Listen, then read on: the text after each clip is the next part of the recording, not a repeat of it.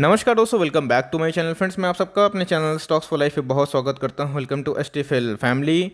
Dear family members, बात की जाए आईपीओ का सीजन फिर से ऑन होता हुआ दिखाई पड़ रहा है। आज है दोस्तों 1 अप्रैल। आपको पता है कि 31 मार्च तक हमें Q4 का जो फाइनेंशियल ईयर खत्म होते हुए देखने को मिल रहा है। और अब की बात की जाए तो हमें Q4 के नंबर्स देखने को मिलेंगे Q1 में। तो एनीवेज दोस्तों, इसी बीच में हमें आईपीओ की न्यूज़ देखने को मिल रही है। खासकर लोधा डेवलपर्स आईपीओ हमें लिस्टिंग होते हुए देखने को मिलेगा जल्दी ही। तो कंपनी करती क्या है, कौन से बिजनेस सेगमेंट में काम करती है, कौन है प्रोमोटर्स, क्या चल रहा है, जीएमपी अप्लाई करना चाहिए नहीं करना चाहिए। बिकॉज आईपीओ की बात की जाए तो रिटेल के लिए पैसा कमाने का सीधा मौका होना चाहिए। लेकिन इसके पहले आईपीओ में जो फ्रॉड हो रहा है कि पहले प्राइस को पंप कर दिया जाता है फिर डंप, तो उस हिसाब से आपके वैल्यू फॉर मनी के ऊपर ये उतरता है फिर नहीं उतरता है, क्या लॉन्ग टर्म बेट बनता है फिर शॉर्ट टर्म, पूरा दोस्तों इसका एनालिसिस करने की कोशिश करूंगा। चैनल फर्स्ट टाइम होंगे सब्सक्राइब कर सकते हैं इस तरह क्वालिटी कंटेंट को सबसे पहले एक्सेस करने के लिए। Now without delaying any further time let's begin. तो गाइस, आप देख सकते हैं कि Macrotech developers rupees 2500 crore IPO gets SEBI nod issue में ओपन नेक्स्ट वीक। तो आप देख सकते हैं फ्रेंड्स कि हमें मैक्रोटेक डेवलपर देखने को मिल रहे हैं। तो मैक्रोटेक डेवलप या फिर दोस्तों प्रीवियसली लोधा डेवलपर्स, आपको पता है कि बहुत ही रेप्यूटेड डेवलपिंग क्लब में इनके देखने को मिलते हैं नाम। और दोस्तों कंस्ट्रक्शन की बात की जाए तो इनके बहुत ही बड़े नामों ग्राम देखने को मिलते हैं। तो कंपनी तो ऑफकोर्स आपको पता है कि कंस्ट्रक्शन वाली है, डेवलप करती है बिल्डिंगों को। तो गाइस, आगे क्या है, इनके फाइनेंशियल्स क्या है और इनके बारे में थोड़ा एक बार जान लेते हैं। तो गाइस, अगर बात की जाए लोधा डेवलपर्स की, इसी नाम से बहुत ही फेमस दिखाई पड़ता है। The company develops real estate across the residential and commercial sector in the Mumbai metropolitan region, MMR, Pune and London. In the residential sector, it develops property with the unit value ranging from 3.50 millions to 590 millions. In the commercial sector, it develops offices and retail projects on lease model and sale model. तो आप देख सकते हैं कि infrastructure development में इनका काम आता है। और मुंबई में दोस्तों खासकर मेट्रोपॉलिटन सिटीज़ में इनका अच्छा खासा दबदबा है। बात की जाए पुणे और लंदन में भी इनके अच्छे खासे डेवलपमेंट देखने को मिलते हैं। तो इसका देख सकते हैं दोस्तों, Lodha developers focus on branded reality and owns multiple brands including Casa by Lodha for affordable housing, Lodha and Lodha Luxury for premium projects. In the offices space, its brand include I think Lodha Exclusives and Lodha Supremos. तो guys देख सकते हैं company development में काम करती है और खासकर सिर्फ और सिर्फ ऐसा नहीं है कि रेसिडेंशियल ही कॉम्प्लेक्स बनाती है। खासकर दोस्तों इनके टारगेट्स ये भी रहते हैं कॉमर्शियल बिल्डिंग और ऑफिसेस को भी रेंट देती है, उनको प्रॉपर्टी सेल करती है। तो अब की बात की जाए दोस्तों तो कंपनी काफ़ी ठीक ठाक दिखाई पड़ती है, रिनाउंड कंपनी दिखाई देती है। तो गाइस, कंपनी के बारे में डिस्कस कर लूँ, इनके स्ट्रेंथ क्या है, उसके बाद देखूंगा कि कंपनी में और क्या क्या चीज़ निकल के आ रहा है। तो अगर आप देखें कंपनी के स्ट्रेंथ तो आप देख सकते हैं कि leadership position with strong execution record, multiple established brand, strong presence in the attractive real estate markets of Mumbai and Pune, diversify project portfolio in both residential and commercial sector. मतलब अगर बात की जाए डेवलपमेंट रियल एस्टेट मार्केट में इनका अच्छा खासा नाम दिखाई पड़ता है। लेकिन आपको पता है फ्रेंड्स कि पिछले कुछ समय से रियल एस्टेट के सारे बिजनेस थोड़ा सा टफ फेज में गुजर रहे हैं। तो फाइनेंशियल्स को एनालिसिस करने से पहले आप देख सकते हैं कंपनी के प्रोमोटर्स कौन कौन है, उनके नाम जानना बहुत ही इंपॉर्टेंट है।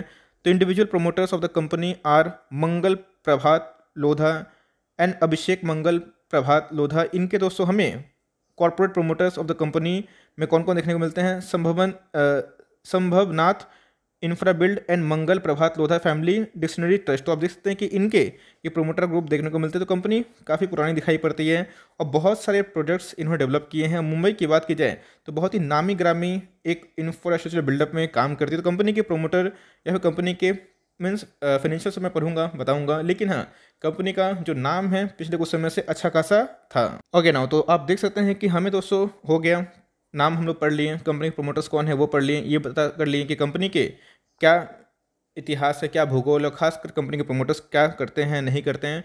तो अगर आप देखें दोस्तों इनके प्रॉफिट आफ्टर टैक्स रेवेन्यू की बात की जाए, एक्सपेंसेस की बात की जाए, ये देखना बहुत इंपॉर्टेंट है। तो 18, 19, 20 में अगर आप देखें दोस्तों तो इनके रेवेन्यू 13,000 करोड़ थे, 19 में कम हो गए, 20 में कम होते हुए देखने को मिले क्योंकि रियल एस्टेट प्रेशर में था और आप सबको पता है फ्रेंड्स। और इधर पे अगर आप देखें तो इनके एक्सपेंसेस भी कम होते हैं। तो उस हिसाब से अगर आप देखें पैट प्रॉफिट आफ्टर टैक्स वो पहले कितने थे 18 में 1789 रुपीज़ इन करोड़, 19 की बात की जाए 1644 मतलब डिक्लाइन होते हुए देखने को मिला, 20 की बात की जाए तो 745 करोड़। तो गाइस इतना डिक्लाइन क्यों हुआ, बिकॉज इनके खर्चे बहुत बड़े, क्योंकि 2020 अपने आप में ही रियल एस्टेट सेक्टर के लिए अच्छा नहीं था। एक तो कोरोना का पेंडेमिक और उसके पहले आपको अच्छे से पता है दोस्तों कि एक सुस्ती थी, एक मंदी थी, एक स्लो डाउन हमें देखने को मिल रहा था भारतीय इकोनॉमी में। तो आपको पता है कि इधर पे इंफ्रास्ट्रक्चर के जितने स्टॉक्स हैं अच्छा खासा पिटाई खाते हुए देखने को मिले, लेकिन उसी बीच में दोस्तों हमें इनके भी पैट जो है वो डिक्लाइन होते हुए देखने को मिले। ओवरऑल अगर बात की जाए इनके रेवेन्यू की, जो ठीक ठाक है, लेकिन जो दोस्तों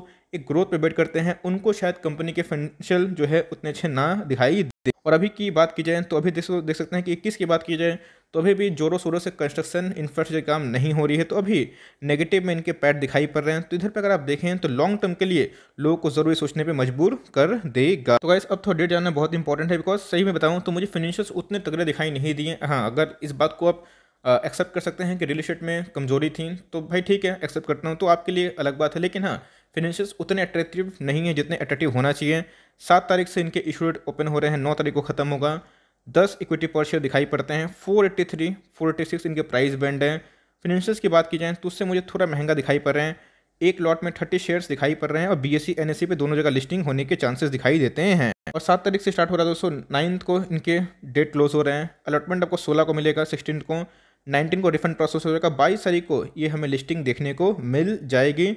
तो गाइस ये रही इनकी समरी कि कंपनी की फाइनेंशियल्स कैसे हैं, कंपनी कहाँ काम करती है। मैंने आपको ब्रेकअप सेगमेंट में बता दिया कि क्या क्या इनके रेवेन्यू हैं और कैसे कैसे सब रुपीज़ इन करोड़ से बताया था दोस्तों। तो इधर पर आपको देखें तो उतने प्रॉमिसिंग दिखाई नहीं पड़ रहे। तो अब इधर पे बात आता है, क्या हमें लिस्टिंग गेन के लिए जाना चाहिए या फिर सीधा दोस्तों लॉन्ग टर्म निवेश के लिए। गाइस अगर बात की जाए इनकी लिस्टिंग गेन की तो अभी तक मार्केट में अपडेट नहीं है। GMP की बात की जाए तो हमें एक्टिव देखने को नहीं मिल रहे हैं दोस्तों। GMP होता है सीधा ग्रे मार्केट प्रीमियम, डब्बा बाजार में क्या भाव चल रहे हैं, और उससे ही हमें समझ में आता है कि आपको क्या प्रीमियम मिलेगा। तो गाइस अगर आप लॉन्ग टर्म निवेश के रूप में लेना चाहते हैं तो गाइस आपको पता है कि ये सेक्टर जो है अच्छा है, लेकिन बहुत दिनों से प्रेशर में दिखाई पड़ रहे हैं।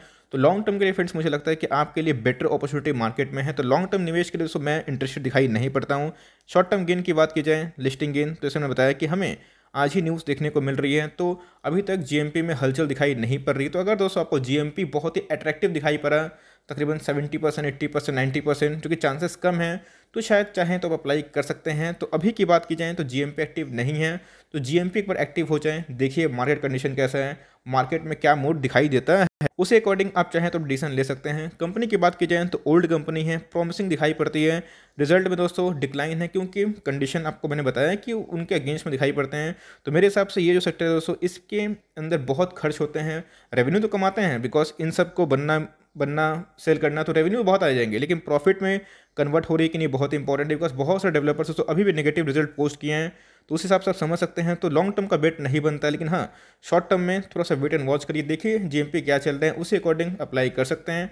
अगर GMP बहुत अच्छे चले, प्रॉमिसिंग दिखाई पड़े तो जा सकते हैं।